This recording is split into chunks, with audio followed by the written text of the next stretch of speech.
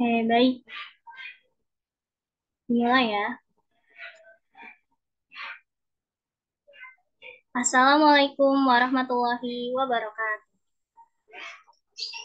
Selamat sore dan salam sejahtera bagi kita semua. Marilah kita panjatkan puji syukur kehadirat Tuhan Yang Maha Esa atas segala rahmat dan hidayahnya yang senantiasa memberi kita nikmat iman serta sehat walafiat. Sehingga kita dapat melaksanakan kegiatan pada hari ini yaitu Training of Trainer yang kedua dengan tema sosialisasi KIR. Sebelumnya, terima kasih kepada seluruh peserta dan pemateri yang telah hadir pada acara hari ini. Perkenalkan, saya Nabila Khairunisa, selaku moderator yang akan memandu rangkaian kegiatan Training of Trainer kedua hari ini. Gimana nih teman-teman, udah pada siap belum buat TOT kedua ini? Boleh dikasih reaction terbaik kamu ya di kolom chat Zoom.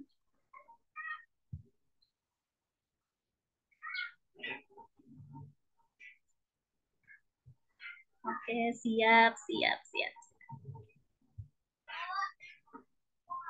Ya, dihimbau juga kepada para peserta untuk mengisi link presensi yang sudah tertera di kolom chat Zoom. Jangan sampai lupa, teman-teman. Baik, sebelum kita buka acara ini, alangkah baiknya kita berdoa menurut agama dan kepercayaannya masing-masing. Berdoa dimulai.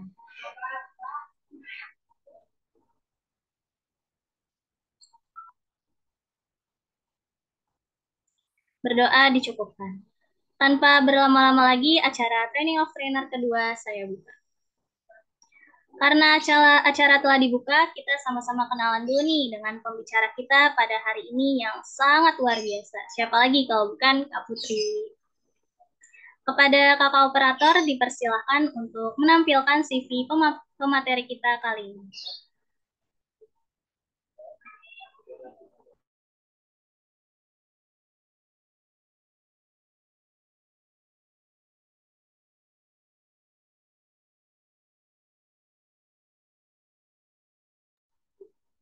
Oke. Kak Putri merupakan seorang mahasiswa Universitas Negeri Jakarta dari Prodi Pendidikan Fisika Angkatan 2021. Kak Putri memiliki pengalaman bekerja sebagai fasilitator KIR di SMPI Al-Azhar 4 Kemandoran. Kak Putri juga sedang menjalani organisasi sebagai bendahara umum KPM UNJ di tahun 2024 ini. Ngomong-ngomong soal prestasi, Kak Putri ini merupakan seorang mahasiswa berprestasi personalitas terbaik FMIPA pada tahun 2024. Selain itu, beliau pernah mendapatkan Best Poster, Best Presentation, serta Best of the Best dalam seminar keilmiahan dan hasil penelitian skill pada tahun 2023. Dan segudang prestasi lainnya yang dimiliki oleh Kak Putri. Oke, halo dengan Kak Putri, apakah sudah terhubung? Halo Nabila, suaraku terdengar jelas? Oke, terdengar jelas, Kak. Kakak, apa kabar nih Kak hari ini? Alhamdulillah kabarnya baik. Kalau Nabila sendiri gimana? Alhamdulillah, baik. Kak Putri, akhir-akhir ini lagi sibuk apa nih, Kak?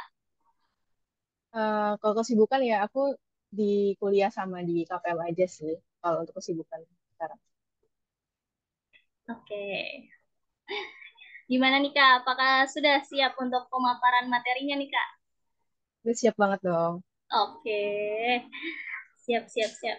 Oke, tanpa berlama-lama, mari kita mulai sesi pemaparan materinya. Untuk teman-teman semua, jangan lupa ya dicatat setiap poin pentingnya. Dan kepada Kak Putri dipersilakan untuk pemaparan materinya selama 60 menit ya, Kak. Oke, terima kasih. Oke, aku izin share screen dulu ya.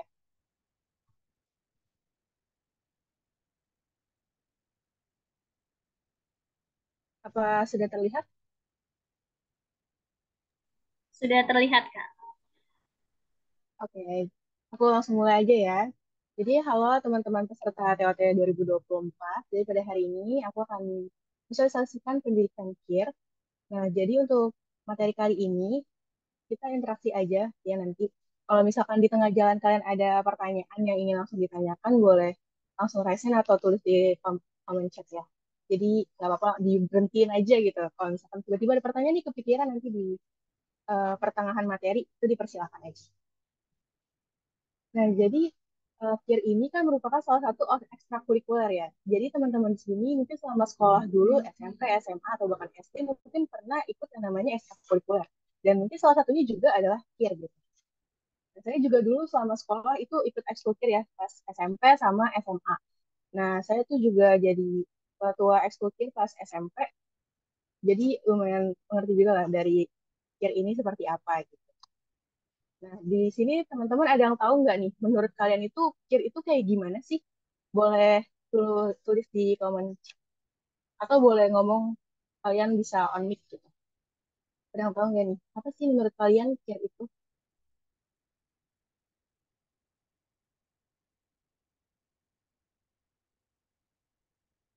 Ini udah ada nih, kelompok ilmu remaja, yaitu singkatannya. Ada lagi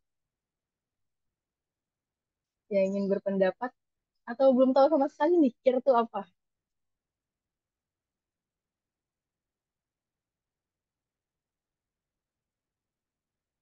Ini masih pada malu-malu nih di sini. Ini ada dari Renata, kelompok remaja yang melakukan serangkaian kegiatan suatu hasil yang disebut karya ilmiah. Terus ada dari Nabila, ekskul keilmiahan. Oke, betul ya teman-teman. Dari sini aku akan menjelaskan KIR itu secara umum. Nah, KIR ini merupakan singkatan dari kelompok ilmiah remaja, yaitu grup atau kelompok para remaja yang berminat pada ilmu pengetahuan dan teknologi dan pengembangannya. Nah, kelompok ini dibentuk melalui wadah institusi formal, yaitu sekolah-sekolah. Jadi, KIR ini ada gitu di sekolah-sekolah formal seperti SD, SMP, dan SMA. Nah, awalnya KIR ini itu dibentuk oleh UNESCO dan namanya itu adalah YSC, yaitu Youth Science Club. Makanya di beberapa sekolah tuh mungkin juga nama KIR ini nggak KIR gitu, bisa jadi namanya Science Club karena pakai bahasa Inggris ya, kalau di sekolah internasional tuh pakainya Science Club. Nah, pada saat dibawa ke Indonesia, namanya berubahlah menjadi Remaja Yuda Club gitu, karena ini dibuat oleh Harian Berita Yuda. Nah, setelah itu diubah lagi lah namanya menjadi kelompok peneliti muda yang dikelola oleh LIPI. Nah, kalau di Jakarta sendiri, yang paling pelopornya itu adalah KIRJU atau KIR Jakarta Utara. Itu adalah KIR yang paling tua di Jakarta. Dan sampai sekarang pun KIRJU juga berkembang gitu ya guys. Eh, Akhirnya diadaptasilah ke KIR-KIR yang lain. Nah, tujuan dari KIR ini adalah meningkatkan pengetahuan dan kreativitas siswa, terus meningkatkan rasa ingin tahu siswa, meningkatkan kesadaran, disiplin, dan menguasai iptek, merangsang remaja untuk mengimplementasikan metode, teknik, serta produser ilmiah, dan yang terakhir itu mengembangkan sikap ilmiah, kejujuran, dan memecahkan segala gejala alam yang ditemui. Nah, selain itu, KIR juga memiliki manfaat, yaitu meningkatkan daya nalar dan kreasi, menambah wawasan iptek, kemudian mengembangkan mengembangkan rasa ingin tahu, terus meningkatkan minat baca, dan yang terakhir itu meningkatkan kemampuan berbahasa baik lisan maupun tulisan. Ini kalau di sini dilihat dari tujuan dan manfaatnya itu kayak lebih ke ilmiah, gitu. Lebih ke Terus di sini di poin terakhir di manfaat ada meningkatkan kemampuan berbahasa baik lisan maupun tulisan. Nah, itu apa tuh sangkut pautnya sama KIR gitu. Nah, akan kita bahas di kegiatan KIR pada slide selanjutnya. Nah, KIR di sekolah itu ada di SD, SMP, dan SMA. Mungkin teman-teman itu awamnya KIR tuh ada di ekstrakurikuler yang di SMP atau di SMA. Jarang banget KIR itu adanya di SD gitu.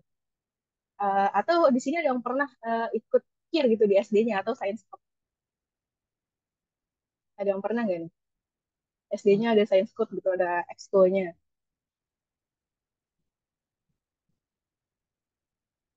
Ya belum ada yang komen, ada nggak nih? Nggak pernah Kak, iya. Karena emang jarang sih ya kalau misalkan ekstrakurikuler itu ada di SD, apalagi sekolah negeri itu juga lumayan jarang. Tapi apa sih perbedaannya antara ekstrakurikuler ini di SD, SMP, dan SMA? Di perbedaannya adalah dari pengelolaan dari ekstrakurikuler tersebut. Kalau misalkan di SD, fasilitator itu menjadi pusat utama dari pembelajaran. Kita nggak bisa meminta anak-anak SD itu untuk misalkan membawa bahannya sendiri gitu semua yang dibutuhkan dalam eksperimen. Kita bisa aja menyuruh mereka untuk membawa barang-barang tapi yang mudah dan gampang ditemukan di rumah. Seperti misalkan kita mau eksperimen bikin firework in glass gitu kan. Ya udah bisa nih mereka bawa gelas plastiknya gitu. Tapi kalau misalkan untuk bahan-bahan yang lain itu biasanya disediakan oleh sekolah ataupun sekolah berkoordinasi dengan fasilitator untuk menyediakan bahan-bahan dan alat-alatnya. Kalau misalkan di SMP dan SMA ini hampir mirip lah ya karena SMP dan SMA ini umurnya udah lumayan besar gitu. Jadi mereka udah mulai mandiri. Jadi kalau di SMP dan SMA kita bisa nih misalkan mau ada bikin eksperimen terus mereka suruh bawa bahan-bahannya sendiri itu nggak masalah kayak gitu kan. Terus juga kalau di SMP kita bisa mulai mengenalkan yang namanya karya tulis. Bisa dimulai dari esai terlebih dahulu. Kalau misalkan kita nggak jelasin di SD itu nggak bakal nyambung ke anak-anak SD-nya karena kalau di SD ini tujuan utama dari diadakannya itu adalah meningkatkan rasa ingin tahu di SD. Jadi cuma sampai di meningkatkan rasa ingin tahu aja. Tapi kalau mulai di SMP itu kita sudah mulai mengaitkannya dengan kehidupan sehari-hari, dengan fenomena-fenomena yang ada di kehidupan sehari-hari. Nah, selain itu juga kan yang seperti aku bilang tadi, kita ada yang namanya uh, pengenalan tentang karya tulis. Mungkin kalau misalkan kalian udah mulai mengenalkan ke teman-teman kir yang di SMP ini karya tulis, terus mereka agak kurang paham, itu nggak masalah teman-teman. Karena mereka emang belum terlalu paham terkait penulisan gitu. Jadi kalau misalkan di SMP, kalian nanti pengenalan dulu aja seperti apa sih karya tulis. Kalau misalkan esai seperti apa sih esai, terus susunannya juga seperti apa. Tapi kalau misalkan di SMA, kalian sudah bisa mulai untuk membuat karya tulis tersebut. Itu yang menjadi perbedaan antara nanti di SMP dan di SMA. Dan kalau di SMA ini juga biasanya anak-anaknya kan udah lebih mandiri lagi ya, karena kalau SMA kan mungkin umurnya juga nggak terlalu beda jauh dengan kita. Jadi mereka bisa kadang memberikan ide gitu, kalau misalkan minggu depan kita ini aja kak materinya gitu. Kita bisa meminta ide ataupun berdiskusi terkait materi terhadap teman-teman yang di SMA. Nah, tadi udah untuk perbedaannya KIR di masing-masing tingkatan sekolah. Selanjutnya ada kegiatan dari KIR. Mungkin kalian terpikir, wah KIR tuh pasti eksperimen gitu. Setiap hari eksperimen, tiap minggu eksperimen. Enggak ya guys. Jadi kalau di KIR ini kegiatannya tuh banyak banget sebenarnya, tapi mengembalikan lagi ke sekolah masing-masing gitu. Menyesuaikan kembali ke sekolah masing-masing dan kebutuhan sekolah masing-masing. Nah, kegiatan dari KIR ini yang pertama ada eksperimen. Eksperimen ini biasa banget dilakukan ya di ekskulkir karena emang awamnya orang tahu tuh ya ekskulkir tuh eksperimen. Nah, eksperimen di SD, SMP dan SMA itu juga berbeda-beda. Kalau misalkan di SD mungkin kita eksperimennya yang gampang-gampang aja gitu. Yang anak-anak tuh terus juga menarik perhatian anak-anak seperti itu. Terus kalau SMP dan SMA mungkin bisa menggunakan bahan-bahan kimia gitu ya karena mereka juga udah mulai belajar bahan-bahan kimia itu seperti apa. Nah, selanjutnya ada pelatihan KTI. Nah, kalau pelatihan KTI ini juga ada beberapa sekolah bahkan yang memisahkan antara ekskulkur dan pelatihan KTI. Tapi ada juga yang menggabungkan gitu pelatihan KTI dengan yang ini. Jadi fasilitator itu ada beberapa yang diminta untuk mengajarkan karya tulis seperti itu. Nah, kalau misalkan pelatihan karya tulis ini nggak mungkin dong diterapkan di SD gitu karena agak susah gitu. Anak-anak juga belum paham terkait pelatihan KTI. Nah, selanjutnya ada studi banding. Nah, studi banding ini seperti kita datang ke sekolah ataupun sekolah lain yang datang ke sekolah kita untuk sharing pengalaman. Terus ada field trip. Field trip ini lebih ke kayak kunjungan gitu sih. Misalkan kita datang ke planetarium, terus ke LIPI, ataupun ke kunjungan industri gitu ya. Bisa juga itu kegiatan. Terus selanjutnya ada rekrutmen anggota. Nah, kalau rekrutmen anggota di SD itu biasanya dilakukan oleh gurunya sendiri gitu. Karena kalau di SD itu untuk susunan organisasinya itu agak kayaknya nggak ada ya. Karena mereka tuh kalau misalkan kelas yang bawah itu agak susah juga dikoordinasikan jika ada ketua atau sekretaris bendahara. Jadi untuk rekrutmen anggotanya itu dilakukan oleh gurunya sendiri. Sementara kalau misalnya SMP dan SMA, itu pasti mereka akan melakukan rekrutmen anggotanya sendiri, yaitu bisa kayak awal ajaran baru tuh mereka pasti kan ada demo ekskul gitu ya. Nah, mereka akan memperkenalkan nih kegiatan kita itu seperti apa, ekskulnya seperti apa, dan akan membuka pendaftaran gitu. Dan kalau dari sekolah aku aja kan juga di SMP ya, nah itu juga sebenarnya masih dibantu oleh pembina kirnya gitu untuk rekrutmen anggota. Jadi rekrutmen anggotanya itu masih ke pembina kirnya lah gitu. karena SMP ini juga kadang masih kurang mandiri juga, jadi orientasinya tuh masih dua gitu lah antara pembina sama ketua kirnya sendiri. Cuman kalau SMA itu udah mandiri, jadi mereka kadang udah tahu nih kapan harus rekrutmen, terus kan juga mereka buat poster gitu ya buat ditempel di mading atau di mana gitu disebarin ke sekolah-sekolah atau bahkan datang ke kelas-kelas untuk ngajakin teman-temannya ikut KIR. Yang selanjutnya ada lomba. Nah, jadi kegiatan KIR ini mungkin lebih ke pelatihan lombanya gitu. Karena kalau di KIR itu biasanya teman-teman KIR itu ikut lomba kayak lomba KTI, terus lomba eksperimen, terus lomba roket air. Nah, teman-teman tuh juga bisa menyesuaikan lagi sih lomba-lombanya dan kegiatan lainnya. Karena tadi aku bilang kalau misalkan kegiatan KIR itu menyesuaikan kembali dengan sekolahnya masing-masing. Jadi ada juga sekolah itu yang ingin menyeimbangkan gitu antara eh, pengetahuan sosial dan pengetahuan sains. Jadi di kegiatan KIR-nya itu ada tentang jurnalistik, terus ada juga review buku, review film gitu. Biar kegiatan KIR ini tuh bukan terfokus hanya untuk teman-teman yang suka sains gitu, fokusnya ke sains doang, tapi bisa juga buat teman-teman yang punya minat sosial sehingga diintegrasikan ke dalam KIR ini. Nah, tadi kan juga di manfaat KIR itu ada untuk meningkatkan ini ya, berbahasa baik tulisan maupun lisan. Nah, untuk lisan ini biasanya juga kita diadakan pelatihan public speaking gitu ya. Kalau misalkan ada lomba yang membutuhkan kebutuhan itu public speaking. Terus juga kalau tulisan itu ya tadi di KTI. Seperti itu. Nah, kegiatan tersebut harus ada pendukungnya dong. Nah, pendukung di sini ada modul atau bahan ajar, terus silabus atau rancangan pembelajaran, dan alat dan bahan. Nah, di sini aku bakal tunjukin contoh modul yang aku punya, yaitu dari modulnya SKBM. Ini kelihatan enggak ya modulnya?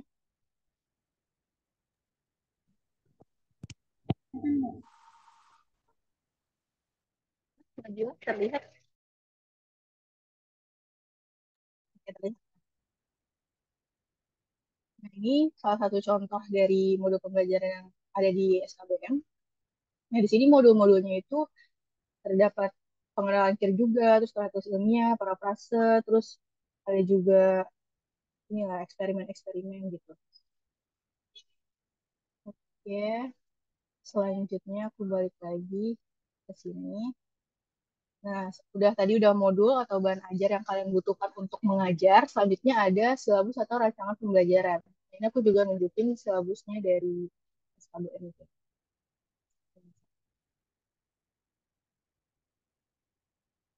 Ya, apa sih gunanya silabus atau rancangan pembelajaran ini? Yaitu untuk mengetahui gitu dalam waktu 1 bulan atau dalam waktu 1 semester itu kalian akan mengajar apa.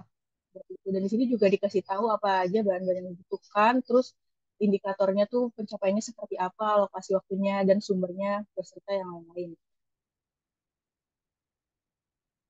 Nah, terakhir itu ada alat dan bahan.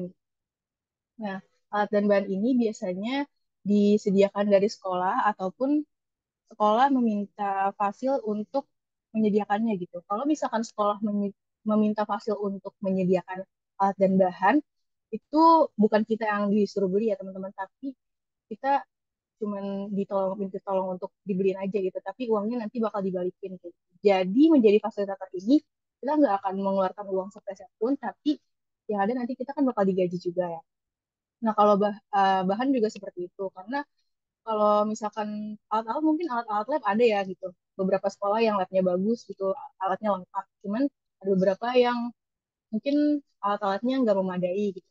Terus kalau bahan-bahan kan kebutuhan eksperimen pasti setiap minggunya berbeda-beda. Nah, itu kita bisa koordinasi nih dengan siswanya, apakah mereka yang mau beli atau nitip sama kita yang beli atau sekolah yang menyediakan gitu bahan-bahannya. Nah, jadi kita harus koordinasi terkait alat dan bahan ini ke pembina dan siswa-siswanya. Nah, untuk alat dan bahan juga biasanya tuh bikin itu mereka punya uang kas gitu. Jadi kalau misalkan memang di sekolah nggak tersedia, nah mereka akan beli sendiri menggunakan uang kas tersebut. Nah, di sini ada manajemen ekskul KIR. Jadi bisa terlihat ya di sini ada struktur organisasi KIR. Nah, ini secara umum aja karena setiap sekolah itu mempunyai struktur organisasi yang berbeda-beda, teman-teman. Jadi kalian bisa menyesuaikan aja gitu kalau misalkan nanti menjadi fasilitator KIR, terus tiba-tiba kalian disuruh membuat struktur organisasi KIR itu baiknya seperti apa, itu menyesuaikan kebutuhan aja. Nah, di sini yang pertama ada kepala sekolah ya yang paling tertinggi dan bersama Lipi dan Dediknas. Selanjutnya ada pembimbing atau pembina dari ekskul. Nah, kita sebagai fasilitator itu ada di sini ya teman-teman. Jadi di bawahnya pembina tapi di atasnya dari ketua. Nah, selanjutnya itu ada ketua KIR, terus sekretaris bendahara, serta koordinator-koordinator. Nah, seperti yang tadi aku bilang, kalau misalkan koordinator-koordinator ini juga menyesuaikan kembali aja. Kayak kalau misalkan kalian ingin nanti teman-teman dari ekskul-KIR-nya itu mempunyai susunan untuk eksperimen gitu, kalian bisa nih bikin koordinator bidang IPA. Nanti mereka yang menyusun seperti apa sih eksperimen-eksperimennya. Terus kalau misalkan emang kalian kirnya itu lebih ke orientasi ke teknologi atau pernah bikin kayak semacam robotik, mungkin bisa dibikin koordinator bidang robotik. Nah, di sini juga kalian bisa menambahkan kayak koordinator humas ataupun divisi desain gitu ya, karena beberapa sekolah itu mempunyai sosial media dari ekskulnya tersendiri gitu.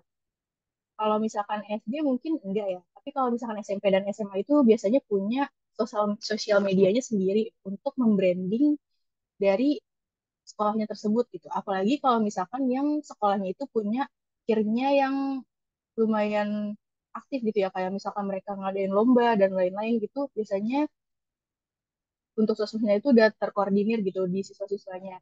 Tapi kalau menurut pengalaman saya sendiri, itu pas jadi fasilitator KIR itu kan SMP ya, nah, anak-anaknya itu masih agak kurang pengetahuan terkait desain, jadi saya sebagai fasilitator itu juga ngebantuin gitu untuk mengupload konten-konten yang ada di Instagram ekskul KIR tersebut.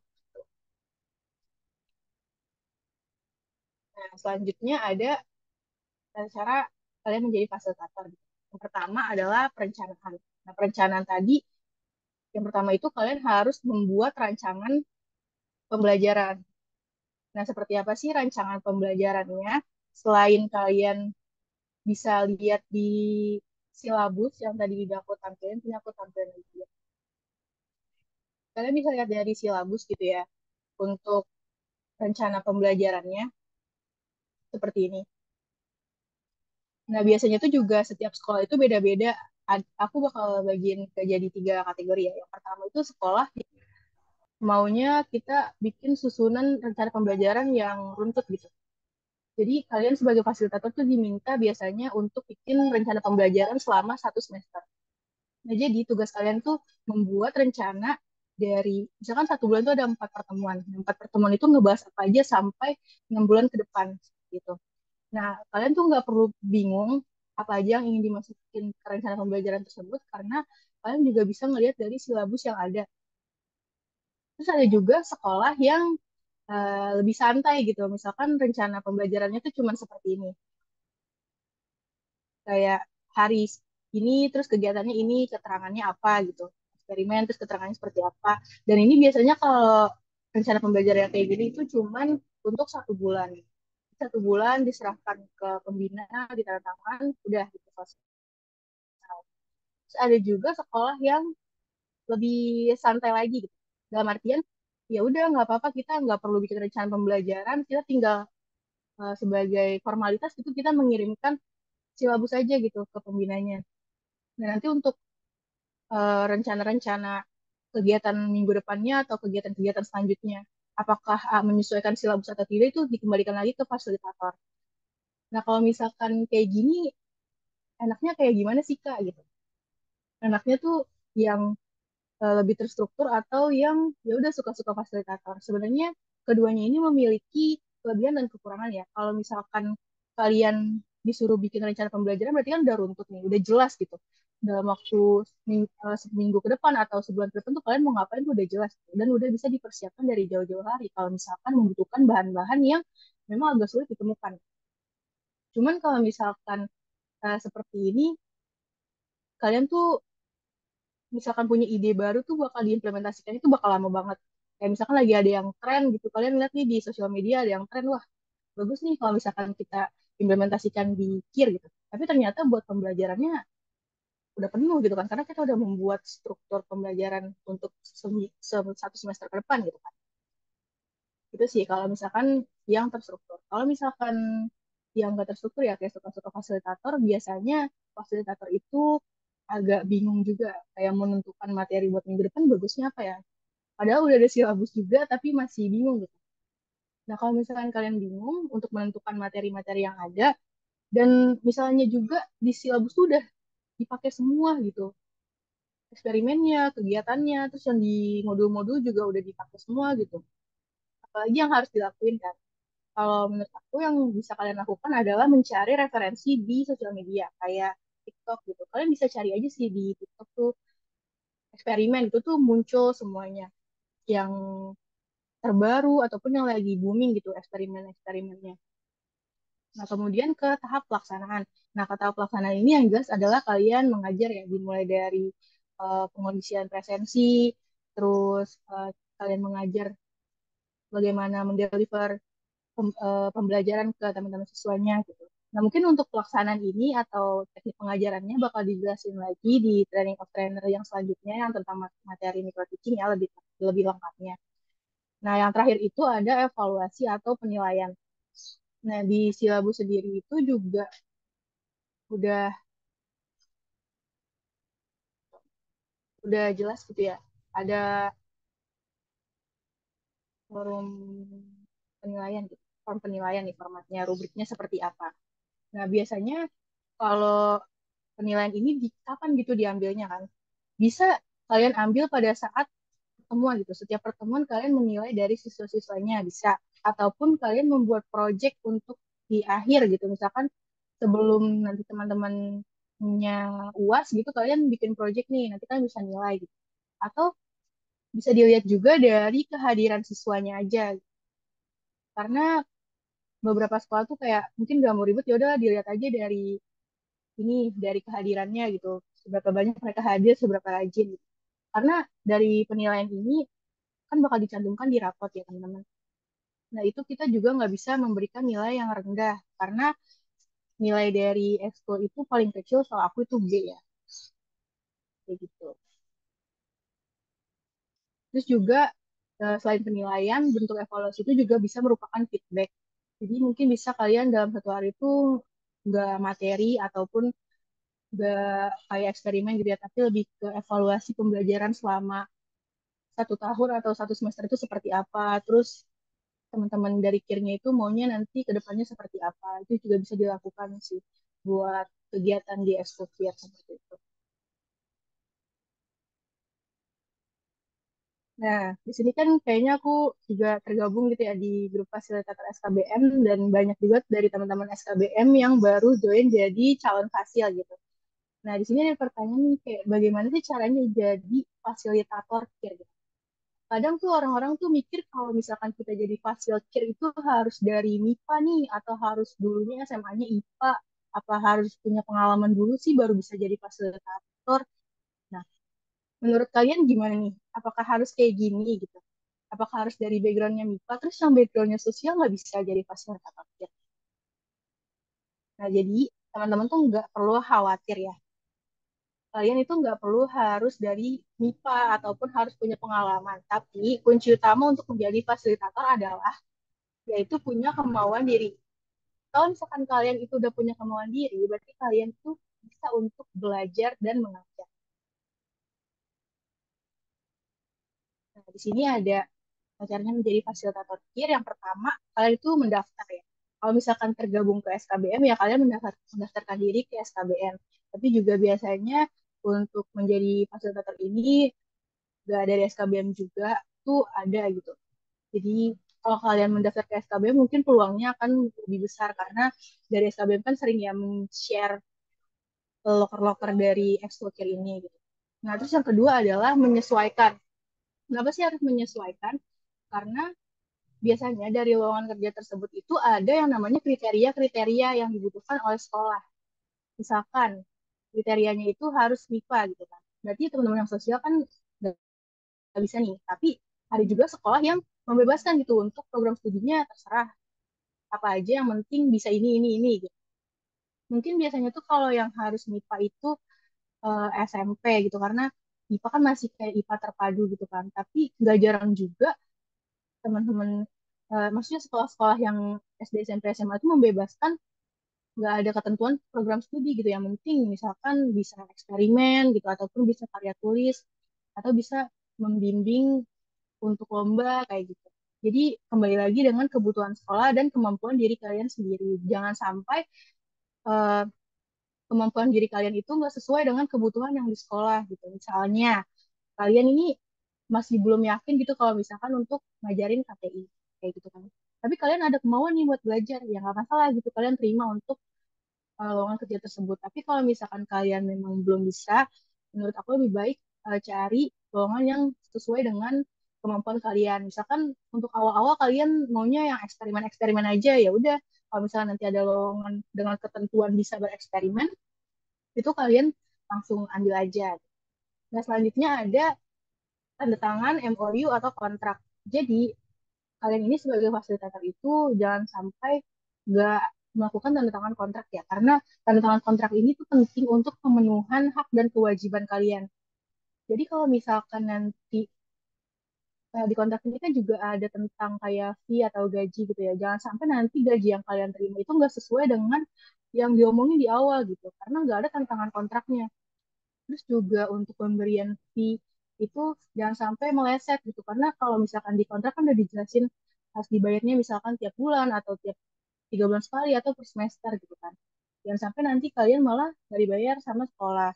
Terus juga selain pemenuhan hak, kalian juga harus pemenuhan kewajiban. Di mana di MOU itu pasti nanti juga berapa lama kalian mengajar itu harus dipenuhi sesuai dengan kontrak yang telah kalian lakukan dengan sekolah. Dan yang terakhir yaitu adalah belajar dan mengajar. Selain mengajar gitu, kalian menjadi fasilitator itu juga harus belajar. Nah, belajarnya itu melalui apa? Nah, sekarang melalui training of trainer ini juga merupakan salah satu proses belajar kalian menjadi fasilitator KIR.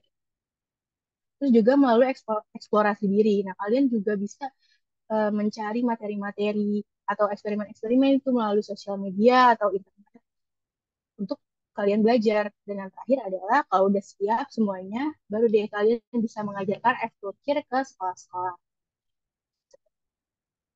Nah, mungkin kan tadi aku nanyain ya, gimana sih kalian menjadi fasilitator kir atau masih ada keraguan, kalian boleh scan Mentimeter ini untuk share apa sih keraguan kalian itu menjadi fasilitator.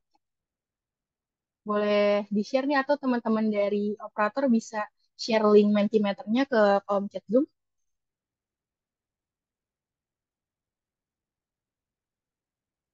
Nah, itu udah di-share ya Mentimeternya.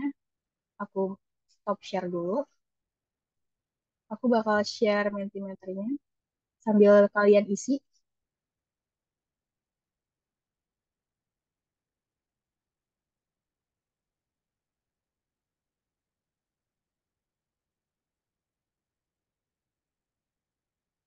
Mohon ditunggu ya.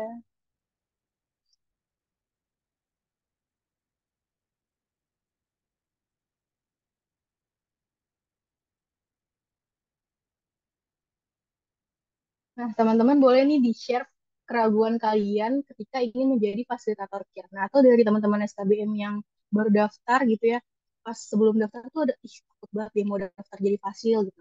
Boleh banget nih di-share pengalamannya, kenapa kalian ragu gitu untuk menjadi fasilitator KIR. Oke, sini udah ada yang masuk, satu. Aku bakal bahas kalau misalkan udah banyak nih yang isi. Pengalaman. Ada lagi?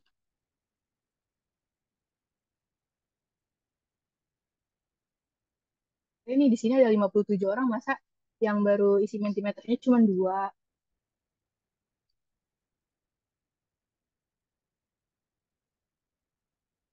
Gak dapet job. Oke. Takut menghadapi anak yang kritis. Sedikit apa nih? Ya, ini karena udah ada 6 gitu ya. Kalian lanjutin aja isi keraguan-keraguan kalian menjadi fasilitator, aku bakal respon satu. Di sini ada takut ngajarnya nggak asik ke anak-anak gitu. Nah, gimana sih cara ngajar yang asik? Mungkin kalian tuh bisa latihan dulu gitu ya sebelum kalian ngajar. Karena dalam mengajar itu juga tentu adanya persiapan gitu sebelum mengajar. Dan kalian itu juga harus menguasai materi yang kalian ingin ajarkan gitu. Kalau misalkan asik atau enggak asiknya kalian juga bisa SKSD aja gitu. Karena kan biasanya kalau teman-teman ekskul itu apa yang SD SMA itu kan umurnya nggak beda jauh ya. Jadi kayak ya udah bahas aja yang mereka sehari-hari lakuin gitu. Kalau misalkan ada waktu senggang gitu sambil nunggu mulai pembelajaran misalkan banyak kan anak-anaknya teman-temannya cewek gitu ya. Kalian bisa juga bahas-bahas yang di luar kir gitu. Terus misalkan kayak mereka baru selesai kelas kalian bisa tanya kayak tadi belajarnya apa, terus dari mana aja kok datangnya telat, tadi di luar ada jajanan apa gitu, ditanyain aja nggak masalah gitu. Jadi ajak ngobrol lah intinya. Terus di sini kurangnya pengalaman. Kayak tadi aku bilang sebenarnya kalian jadi fasilitator itu nggak perlu ada punya pengalaman sih. Yang penting kalian itu memahami gitu seperti apa sih berjalannya ekskultur tersebut. Disinilah kalian di training of trainer belajar bagaimana caranya menjadi fasilitator yang baik. Tuh, maka kalau misalkan atau enggak, kalau kalian takut gitu ya, aduh takut banget nih ngajar, atau gimana sih sebenarnya ngajar tuh, atau bagi kalian yang belum pernah ikut ekskul itu bisa banget kalau misalnya tergabung ke SKBM, itu ngikut ngajar fasil yang udah ngajar gitu. Jadi misalkan dalam satu hari ada fasil yang ngajar gitu. Kalian bilang ke fasilnya, Kak boleh nggak sih ikut ngeliat ngajar gitu. Itu boleh banget kalau fasilnya bersedia, biar kalian tuh juga tahu gitu gimana sih ngajar kir kayak gitu. Terus ada lagi, gimana caranya nyesuaiin jadwal sama kuliah. Apakah pernah ganti jadwal? Nah, biasanya jadwal ini nyesuaiin sama sekolah ya. Kayak biasanya mereka tuh udah ditentuin gitu, harinya hari apa. Kalau misalkan bentrok sama jadwal kuliah, biasanya itu aku ngomong dulu ke pembinanya, bisa nggak harinya diganti. Kayak gitu. Kalau misalkan harinya diganti atau bisa nggak jamnya diganti ya, alhamdulillah gitu. Tapi kalau misalkan memang nggak bisa diganti, ya menurut aku lebih mengedepankan kuliah kalian gitu ya. Jadi bisa digantikan sama yang lain dulu. Seperti itu. Terus tadi pengalaman udah dibahas, takut menghadapi anak yang kritis. Kalau menurut aku ya, ketika kalian didapatkan pertanyaan yang nggak bisa kalian jawab, itu jangan bilang, aduh, saya nggak tahu gitu, saya nggak bisa. Mungkin bisa bilang, nanti saya pelajari lagi, ataupun mari kita cari sama-sama deh sekarang gitu. Kan sekarang teknologi udah berkembang pesat gitu ya, ada internet, terus kayak AI. Bisa aja kalian, misalnya ada pertanyaan yang kalian kurang paham atau bukan di bidang kalian, kalian bisa, yaudah ayo kita cari bareng-bareng gitu, untuk materinya, kayak gitu. Terus, ini takut anak lebih pinter sama lah ya. Nah, kalau pembawaan suasana kayak tadi, mungkin bisa kayak lebih SKSD aja. Terus, kalau misalkan ragu, nggak sesuai kemauan, berarti kalian yang harus improve diri kalian sendiri untuk menyesuaikan kembali ke sekolahnya seperti apa. Selanjutnya, takut nyampein percobaannya gagal. Nah, ini menarik nih. Misalkan kalian menjadi fasilitator, clear. Terus, kalian melakukan eksperimen. Terus eksperimennya gagal. Nah, kalian itu bukan gagal menjadi fasilitator ya, teman-teman.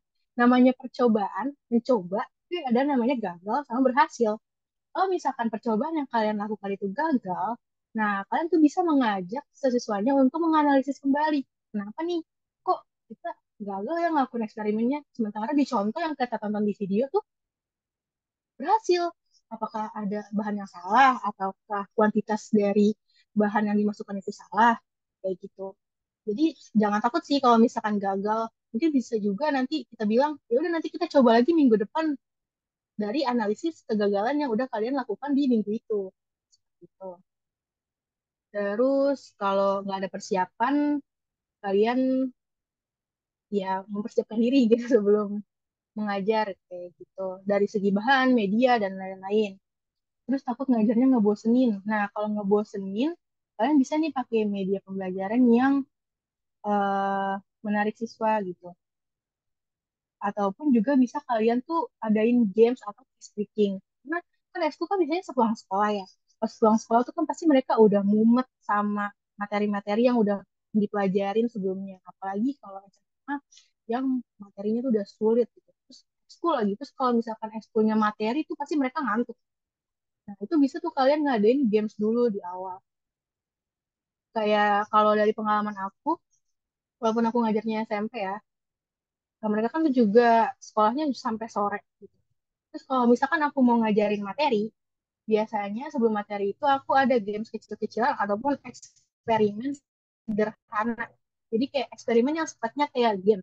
Kayak waktu itu pas 17 Agustus, aku pernah ngadain eh, games kecil-kecilan sebelum materi. Gamesnya itu waktu itu kayak lomba ikan dari karton sama sabun gitu. Jadi siapa yang cepat ikan gitu. Kayak gitu sih. Terus takutnya nggak bisa menyesuaikan diri, but at least bisa lebih oke aja. Benar banget nih kalau kita bisa menyesuaikan diri itu mungkin dari segi umur tingkatannya lebih tinggi gitu ya. Jadi seharusnya dari segi pengetahuan mereka lebih percaya kepada kalian gitu. Selanjutnya, keraguan saya adalah kendala antara jarak sekolah karena bisa berpergian dengan transportasi umum. Nah, kalau jarak ini kembali lagi ya, menyesuaikan kemampuan diri gitu. Kalau misalkan nanti ada loker yang agak jauh atau memang jauh banget gitu dan nggak bisa naik motor gitu ya, ya nggak apa-apa gitu. Jadi menyesuaikan kembali aja ke diri kalian. Jadi carinya loker-loker yang dekat-dekat rumah kalian aja. Jadi kayak nggak, kalau misalkan jauh banget, nggak usah dipaksain. Gitu. Nggak percaya diri, takut sama pembinanya. Kalau dari pengalaman aku sih pembina-pembina ekskul tuh baik-baik ya karena biasanya pembina dari ekskul itu adalah guru-guru muda gitu yang umurnya pun mungkin gak terlalu beda jauh. Jadi nggak perlu takut sih kalau sama pembina, yang penting kalian komunikasinya baik dengan pembina gitu terus tetap sopan juga. Oke, mungkin sudah cukup ya untuk keraguan-keraguan kalian ketika menjadi fasilitator. Nah, selanjutnya bagi teman-teman yang udah ngajar, boleh banget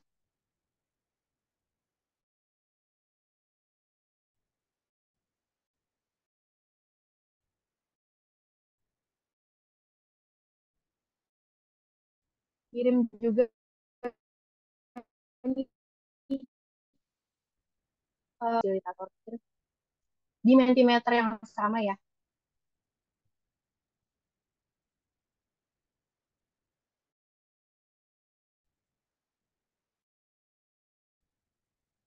Kan sambil nunggu kalian ngirim, aku share screen lagi.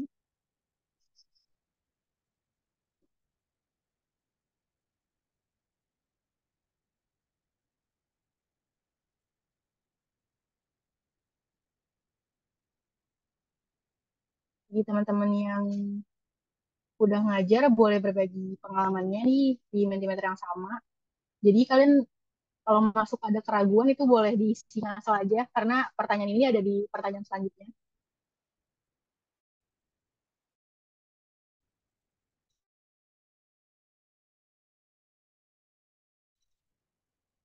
Yang tunggu yang lain udah di pengalaman ya, suka duka aku menjadi fasilitator kia. Sukanya itu udah pasti banyak banget ya, karena kita bisa mengajarkan materi-materi ataupun eksperimen-eksperimen yang menyenangkan bagi siswa-siswanya gitu. Terus berbagi ilmu juga. Terus selain itu mendapat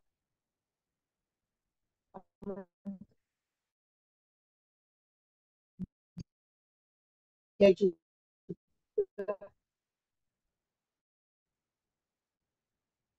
apalagi kayak menurut bahwa dari kita ngajar walaupun gajinya nggak terlalu besar tapi menurut aku itu udah lumayan banget buat menambahin pemasukan kita sebagai mahasiswa gitu. Terus juga ada beberapa sekolah yang memfasilitasi juga sih kayak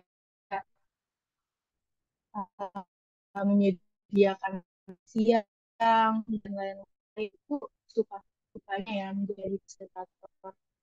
Terus kan menurut aku healing sih, kayak ketemu teman-teman dari maksudnya mereka kan kalau aku SMP itu apa aja gitu kayak kembali lebih muda gitu kan. Teman-teman yang SMP pemikirannya juga lumayan beda jauh gitu. Terus kalau dukanya adalah ketika kita lagi hektik di kuliah gitu ya. Cuman ini lebih kembali lagi ke manajemen waktu aja sih. Terus kadang juga dukanya ketika bingung gitu untuk mata ataupun dari segi lagi gitu gimana ya caranya biar mereka ini mau gitu datang ke ekskul ya. Di sini ada yang masuk. Yang pertama sukanya dapet cuan, bener banget nih. Jadi kalau misalkan kalian jadi fasilitator kecil itu dapet cuan loh guys. Jadi jangan takut dari fasilitator.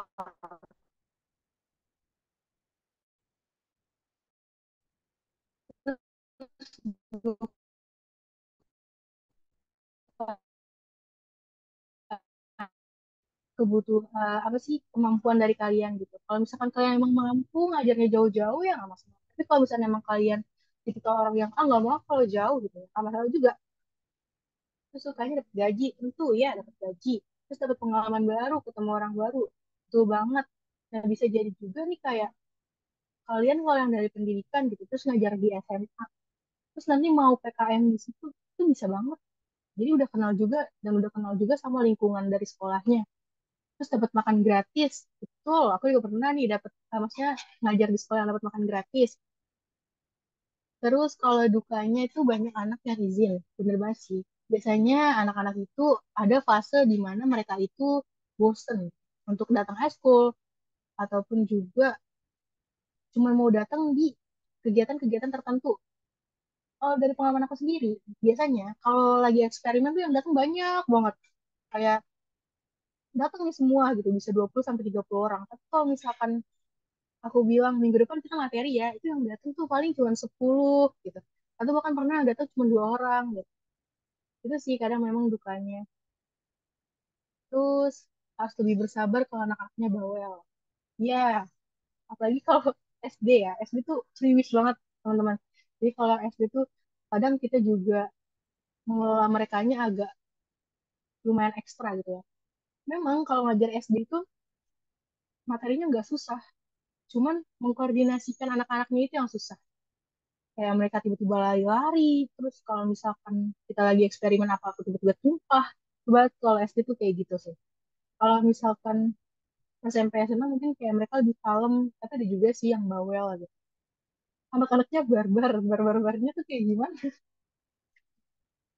Ini barbar. Sukanya anak-anak bikin mood booster banget, dukanya mereka terlalu aktif jadi kadang capek. Bener banget.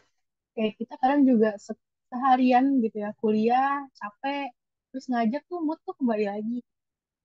Terus kalau misalkan mereka terlalu aktif juga kadang kita capek juga sih memang nanggepinnya ya.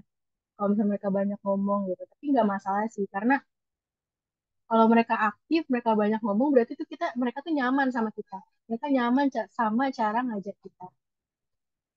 Suka juga lihat anak-anak gak bisa diem. Ya, ini kadang walaupun mereka tuh kayak susah gitu ya dikoordinasiin, suka lari-lari ataupun suka semuanya sendiri gitu. Kadang tuh aku juga kalau ngajar ya ada anak yang main game aja gitu di kelas. Tuh kita mungkin bisa diingetin aja sih gitu ya. Jangan main game gitu. Terus kalau misalnya nggak bisa diem, disuruh diem atau ditarik lagi fokusnya untuk ke kegiatan kirinya. Oke, terima kasih teman-teman yang udah ngisi Mentimeternya.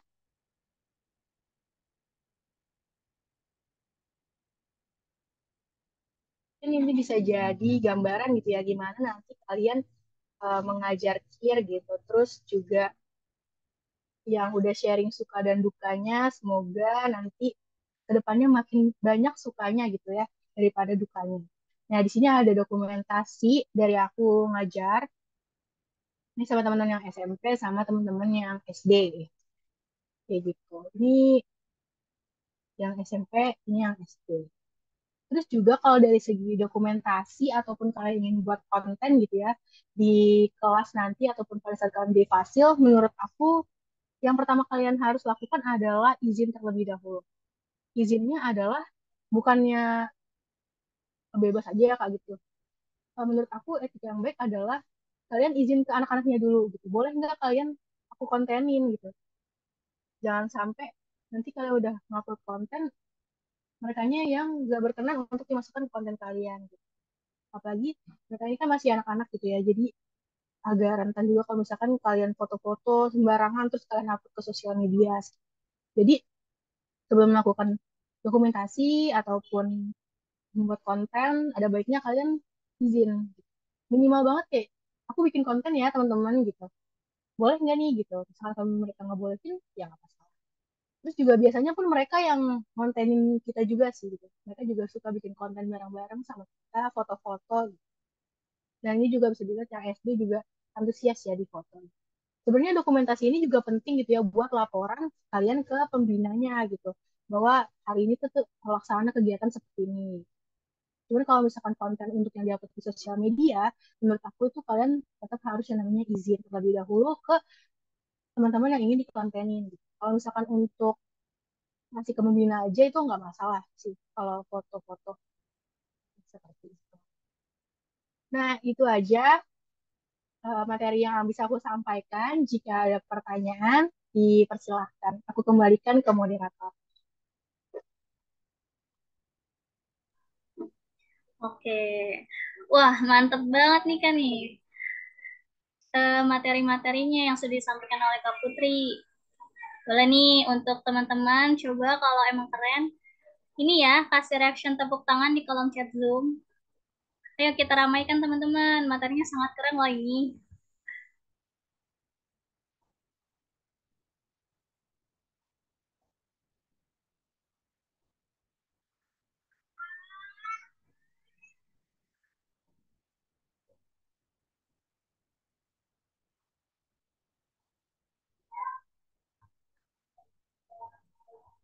Jadi, oke, oke, oke. Wah, mantep banget nih. Berarti keren banget kan ya, dan tentunya bermanfaat ya teman-teman materi yang sudah disampaikan oleh Kak Putri ini. Mulai dari pengertian KIR, manfaat dan tujuan KIR itu sendiri, dan bahkan kegiatan KIR yang ternyata banyak banget ya kayak bukan tentang sains aja gitu. Suka duka juga menjadi fasilitator tentunya. Dan bahkan sempat dinotis berarti dari Kak Putri pernah menjadi fasilitator di SMP ya Kak ya. Jadi itu pasti berpengalaman banget nih Kak Putri. Nah, pastinya teman-teman udah nggak sabar nih buat kasih pertanyaan seputar sosialisasi KIR yang udah teman-teman siapin tentunya. Oke, langsung aja kita masuk ke sesi diskusi yang akan dilakukan selama 15 menit untuk teman-teman yang ingin bertanya. Dipersilakan untuk raise hand terlebih dahulu dan pertanyaannya bisa disampaikan secara langsung ataupun boleh juga melalui kolom chat Zoom. Dipersilakan kepada teman-teman yang ingin bertanya boleh raise hand.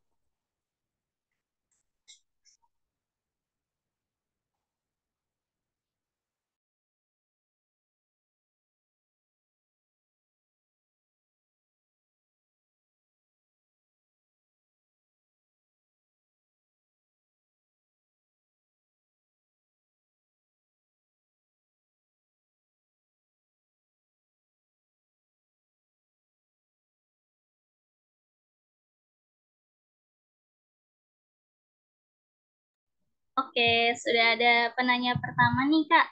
Dari Kak Sinda Salsabila. Apa sudah terhubung, Kak Sinda? Sudah, karena bila Oke, kalau begitu kepada Kak Sinda dipersilakan untuk bertanya, Kak. terima kasih. Kak Putri, sebelumnya maaf Kak, izin off cam. Aku mau nanya Kak, untuk materi, kan ada di silabus itu ada beberapa kayak eksperimen, terus materi-materi yang Kakak sampaikan gitu.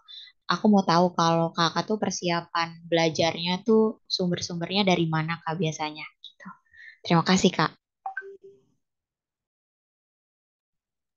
Baik, terima kasih kepada Kak Sinda yang sudah bertanya atas pertanyaannya. Nah, kalau Kak Putri sendiri gimana nih, Kak? Untuk pertanyaan mau dijawab secara langsung atau ditampung dulu nih, Kak?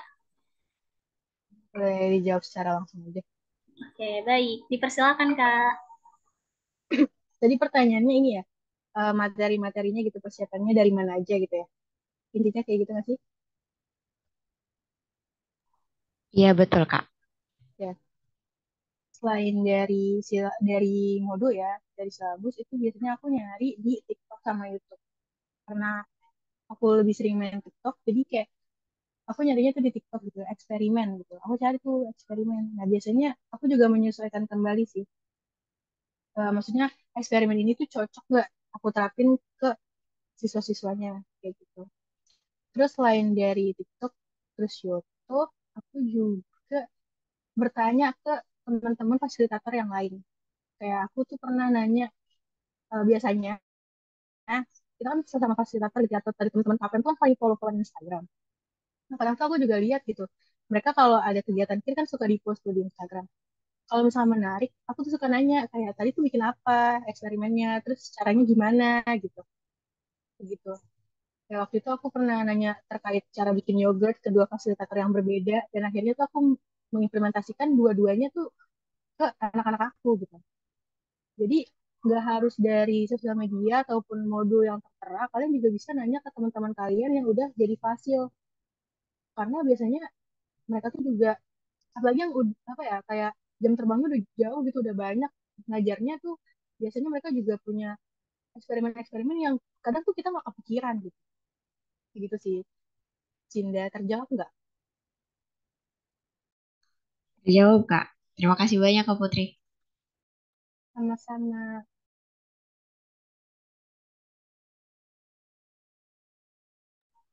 Baik, terima kasih kepada Kak Putri yang sudah menjawabnya dan untuk Kak Sinda, terima kasih juga ya Kak ya.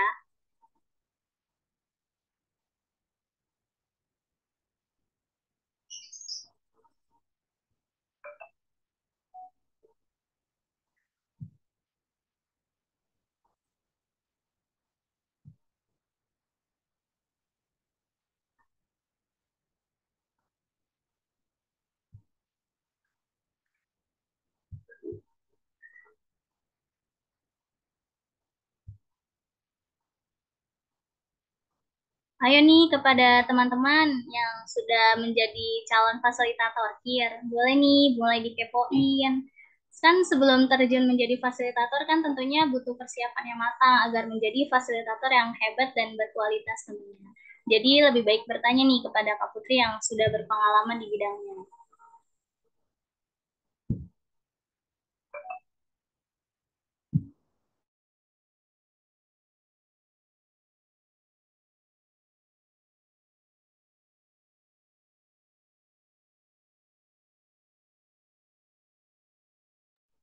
Oke, baik Kak Putri, ada pertanyaan melalui private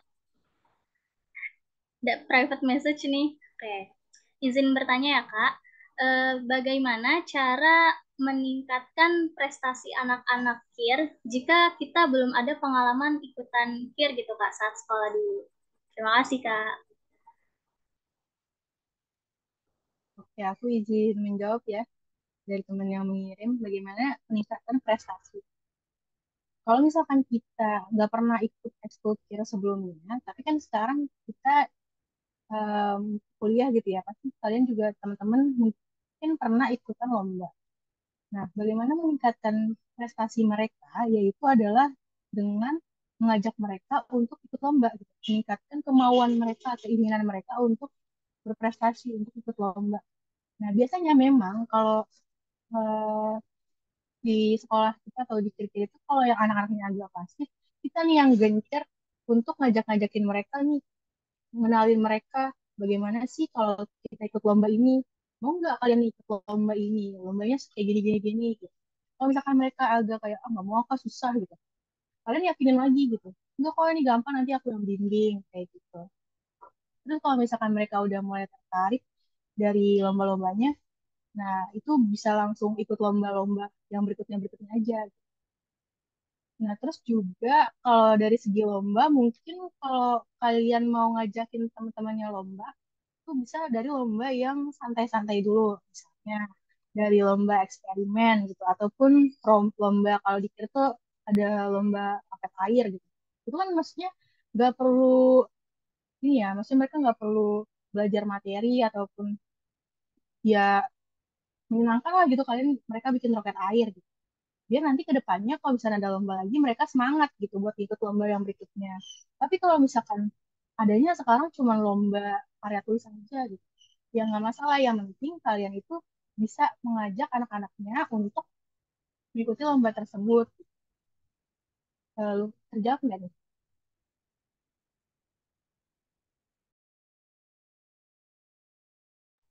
Oke, baik. Terima kasih Kak Putri atas jawabannya. Semoga kepada kakak private message terjawab ya pertanyaannya.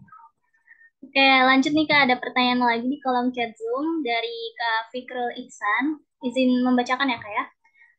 Silabusnya itu yang nyusun kita atau sekolah yang nentuin nih Kak. Terus silabus yang isinya eksperimen apa yang akan dilakuin.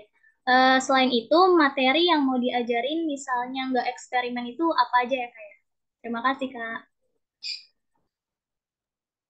Oke, aku jawab dulu ya. Ini pertanyaan lumayan banyak dan lumayan bagus. Sangat bagus ya pertanyaannya. Aku jawab. Yang pertama, apakah silabus itu kita yang buat atau bukan? Nah, kalau silabus sendiri itu kalau di SKBM itu yang membuat adalah tim SKBM. Ya, jadi silabusnya seperti ini. Tapi kalau yang kita buat itu adalah rencana pembelajaran. Kalau misalkan di pendidikan mungkin taunya ini ya RPP gitu. Ataupun yang sekarang tuh namanya adalah modul ajar gitu. Nah, itu rencananya aja gitu. Kalau misalkan dari silabus kan tadi ada indikator dan lain-lain ya. Kalau misalkan di rencana pembelajaran itu kita cuman nentuin nih materi minggu depan ataupun materi bulan depan, materi selama 6 bulan ke depan itu apa aja gitu. Itu sih yang kita lakukan gitu. Jadi kalau silabus itu bukan kita menyusun, tapi kalau fasilitator itu menyusunnya rencana pembelajaran. Nah, buat bikin rencana pembelajaran ini bisa lihatnya dari mana? Ya dari silabus tersebut. Dan bisa juga menyesuaikan kembali ke apa ya pembelajaran yang ada yang terbaru ataupun yang sedang hype ataupun yang sesuai kemauan fasilitator juga bisa. Terus pertanyaan kedua adalah selain eksperimen apa aja sih yang diajarkan itu kalau materi. Nah, biasanya kalau aku sendiri itu ngajarnya kayak gini. Di minggu pertama atau pertemuan pertama itu akan membahas materi yang akan dilakukan materi yang berkaitan dengan eksperimen minggu depan. Misalnya, pada saat minggu depan itu aku ingin eksperimen tentang apa ya, ini deh ya, tentang gunung meletus gitu. Nah, kalau misalkan minggu depan tentang gunung meletus berarti pada hari sebelumnya atau pertemuan pertama itu kita membahas tentang materi gunung meletus gitu. Fenomena-fenomena gunung meletus. Terus kalau misalkan di gunung meletus tuh reaksinya apa sih gitu. Itu dibahas di pertemuan pertama. Atau juga bisa misalkan aku minggu depan tuh pengen eksperimen tentang membuat rangkaian listrik gitu, rangkaian listrik statis gitu. Nah, terus kalian bisa nih mempelajarinya dulu di pertemuan pertama, materinya kalian sampaikan kayak seperti ini tentang listrik kayak gitu, terus di pertemuan berikutnya melakukan eksperimen gitu. Jadi biar pas kalian melakukan eksperimen itu juga nggak kepotong waktunya sama materi gitu, biar nggak membuang-buang waktu juga. Apalagi kalau misalkan pas eksperimen itu melakukan eksperimen yang lumayan ribet atau jangkauan waktunya tuh panjang. Nah, ntar di pertemuan kedua yang pas eksperimen itu kalian tinggal mengulas kembali materi yang sudah kalian sampaikan di minggu sebelumnya dan kalian kaitkan dengan eksperimen yang kalian lakukan. Bener nggak nih materi yang kita lakukan, materi yang disampaikan minggu lalu sama eksperimen yang disampaikan sekarang itu terkaitannya seperti apa? Seperti itu. Terus tadi pertanyaan terakhirnya itu apa, Nabila? Apakah mohon diulang? Pertama, pertanyaan terakhirnya. Jadi pertanyaannya kayak ada lagi deh. Itu tadi udah Nah, kalau ke materi selain eksperimen itu materi apa gitu Kak? Diajarinya apa gitu tentang? oh, oke berarti udah ya. Oke, terima kasih Kak Putri atas jawabannya. Semoga kepada Kak Fikrul Ihsan terjawab ya Kak ya. Terima kasih Kak.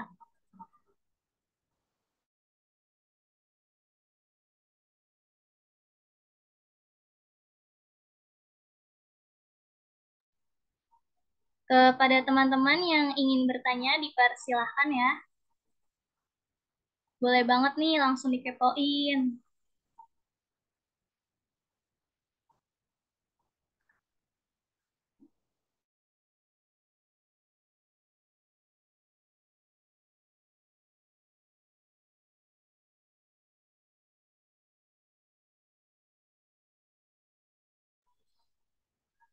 Oke, mungkin aku sendiri kali Kak yang izin bertanya ya Kak.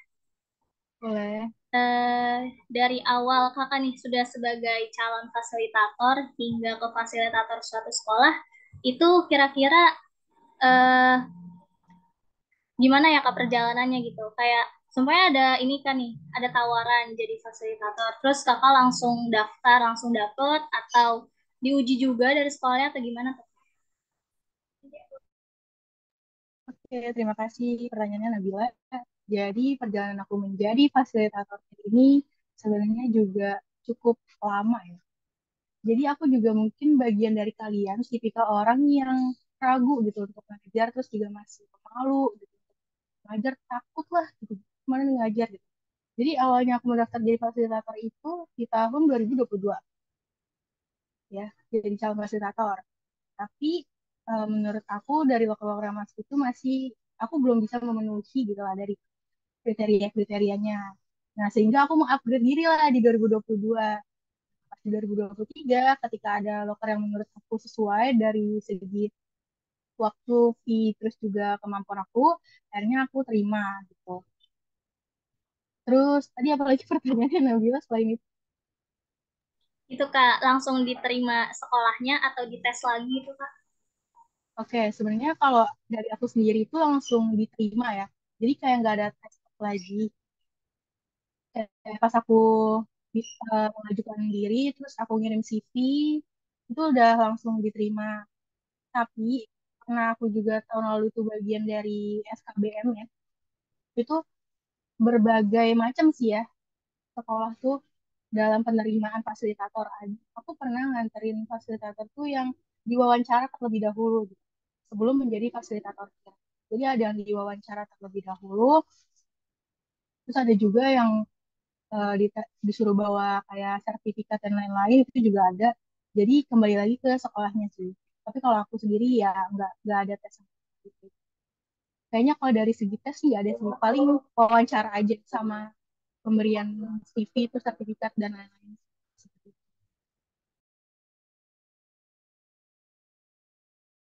Oke, baik kak. Terima kasih atas jawabannya kak. Oke, karena keterbatasan waktu, jadi mungkin ada satu pertanyaan lagi nih ya kak ya.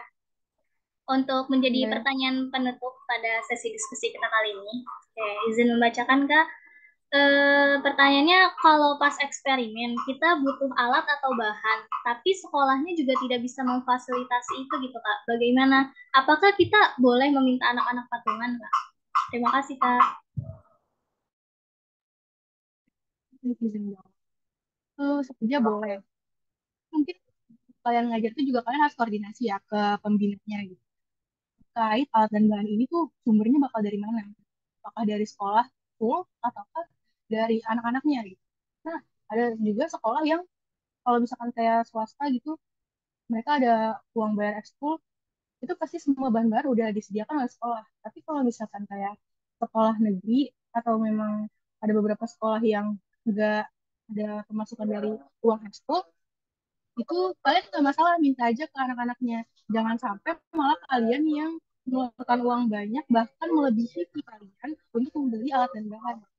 Ya, tadi yang udah aku bilang di awal, biasanya mereka tuh ada uang kas gitu.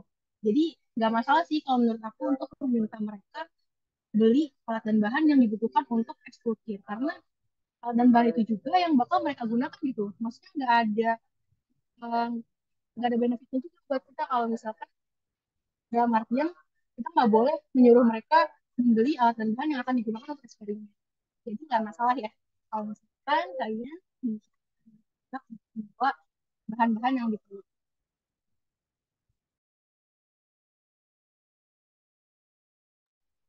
Oke, terima kasih banyak Kak atas jawabannya. Semoga kepada Kakak private message terjawab ya pertanyaannya ya. Baik. Terima kasih banyak kepada Kak Putri atas jawabannya dari pertanyaan-pertanyaan teman-teman yang tadi, dan terima kasih sekali lagi kepada para penanya yang sudah memberikan pertanyaan yang sangat luar biasa hari ini.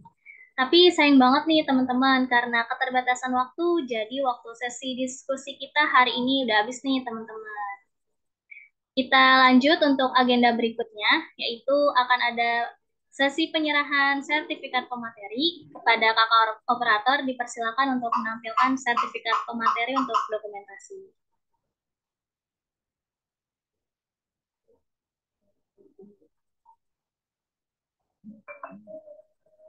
Pada Kak Putri mohon diterima ya Kak sertifikatnya. Oke.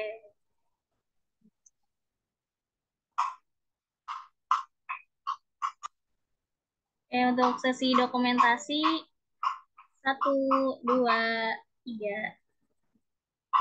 Boleh sekali lagi Kak ganti gaya mungkin. 1, 2, 3. Oke, terima kasih Kak.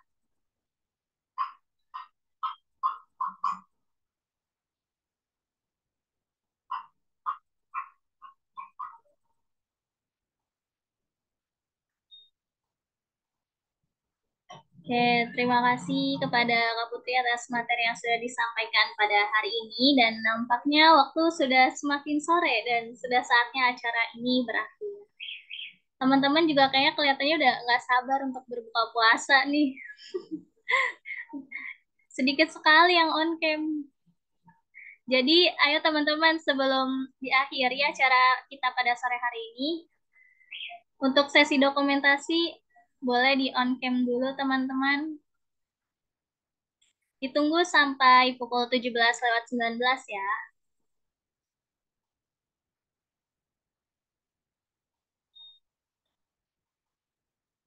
Ayo guys, on cam.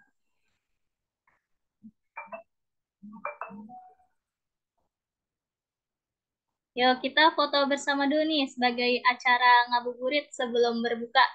Bermanfaat sekali kita ini ngabuburit di sore hari ini. Dipersiapkan gaya terbaiknya teman-teman. Ayo segera diramaikan.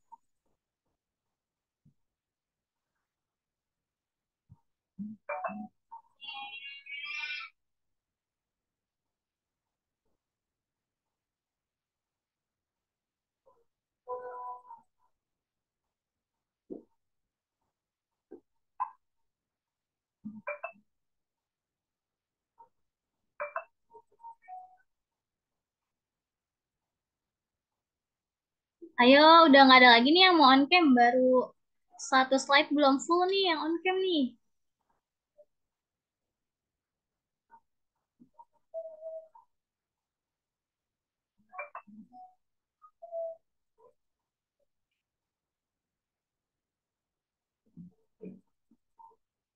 Oke.